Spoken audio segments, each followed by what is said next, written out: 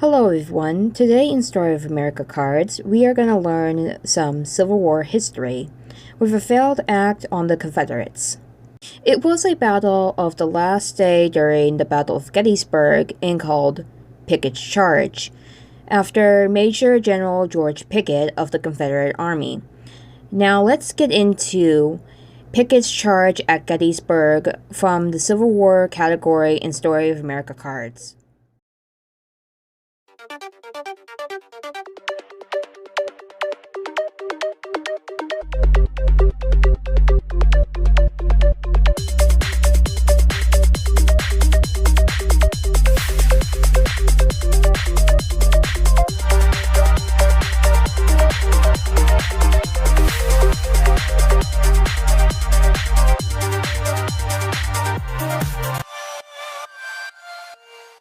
Pickett's Charge was also known as Pickett's Pettigrew Trimble Charge. Well, that's a long name. Was an infantry assault ordered by Confederate General Robert E. Lee against Major General George G. Meade's Union Army on the last day of the Battle of Gettysburg, Pennsylvania during the Civil War. However, the Confederates lost the battle due to the lack of preparation and problems from the onset. The failed attempt was named and mainly known as Pickett's Charge after Major General George Pickett of the Confederate Army, as he was one of the 3 Confederate generals who led the assault. Shortly after noon on July 3, 1863, during the 3rd day of the Civil War's most decisive battle at Gettysburg, Pennsylvania, Confederate gun batteries stationed along Seminary Range opened fire on General George Meade's Union troops who were massed on the higher ground of Cemetery Range. Why does this sound like a perfect way to... I feel like I'm going to offend everyone that lives in the South of America for doing this. For that, I am really sorry if this offends you. And maybe some Civil War historians in the process. Okay, roll the video. Pickett, I have the high ground. You underestimate my power. Don't try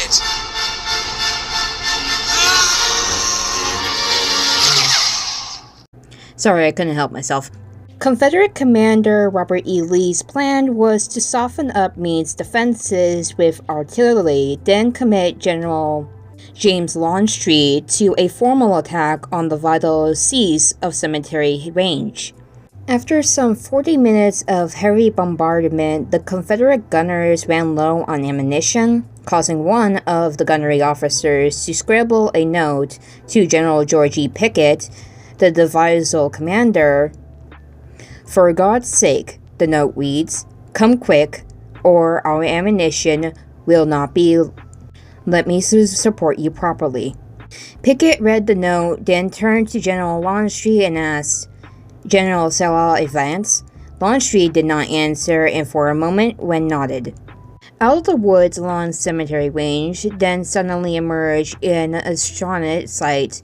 15,000 men in the Confederate gray, their resensible colors waving, advanced towards Cemetery Range. The line stretched nearly a mile, 1.6 kilometers across, and even blue-clad soldiers on Cemetery Range gasped in admiration.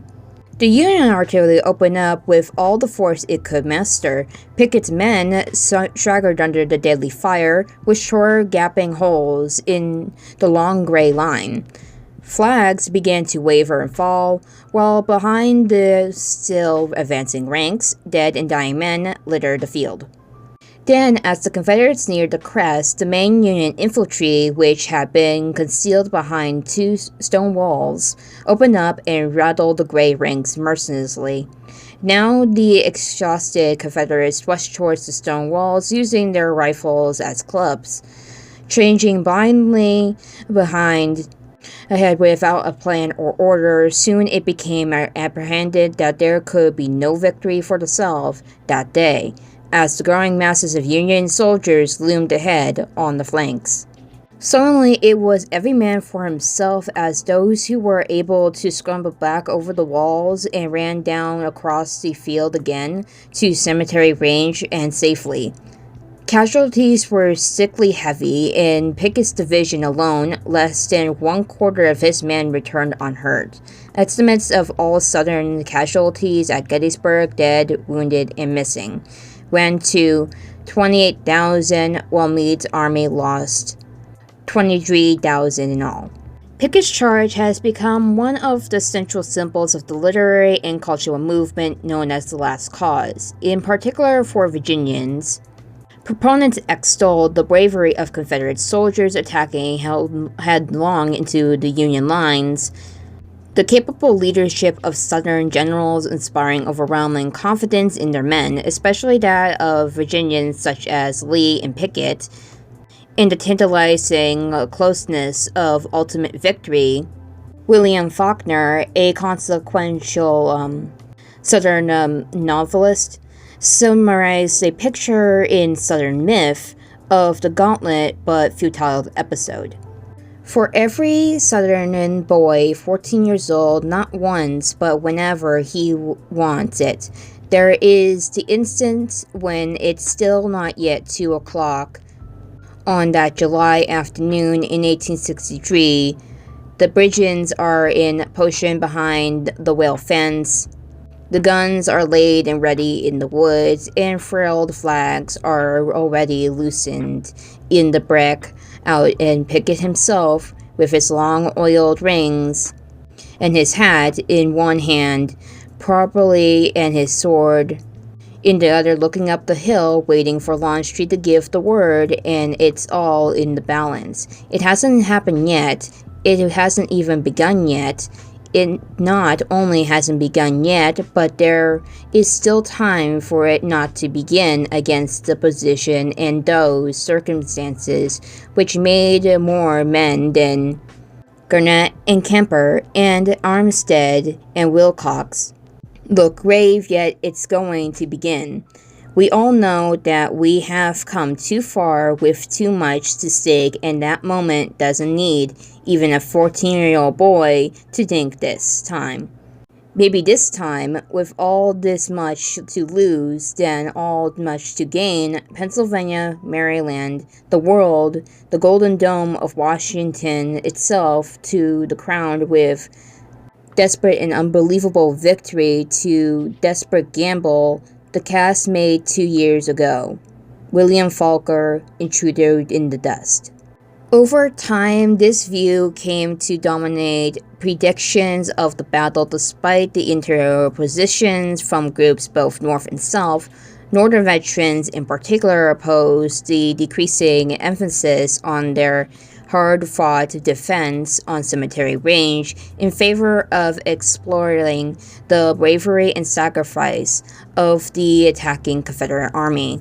Non-Virginian Southerners took offense at the overwhelming focus the myth places on Virginian leaders and Virginian troops, despite the larger number of Northern Carolina troops who sustained greater casualties than the Virginian regiments. Nevertheless, after decades of standard historicalizing, this narrative had firmly taken root, and by the battle's 50th anniversary in 1913, it had become in many ways the standard inspiration of what occurred. Modern analysis, however, has incredibly shifted away from many of the Lost Cause interpretation tenets. Lee's decision to conduct the attack had been characterized as a culmination of multiple strategic and tactical blunders, and the sacrifice of these troops was a necessary explanation of casualty records. Capture reports and first-hand accounts have revealed the substantial number of Confederate troops involved in the attack refused to make the final charge, instead choosing to shelter in the sunken depression of the Gettysburg Road and the surrender to Union soldiers after the battle, and later research has shown that it is unlikely Pickett's charge could ever have provided the decisive victory imagined by Lee. A study using the Lancaster model to examine several alternative scenarios suggested that Lee could have captured a foothold on Cemetery Range if he had committed several more infantry brigades to change, but this likely would have left him with insignificant reverses to hold or exploit the position afterwards. And that's how far I'll go over on Pickett's charge. Fun fact, which came from my dad, I know I have some Civil War ancestors. One was at the Battle of Gettysburg on Club Hill, located on the rear side of the Union line.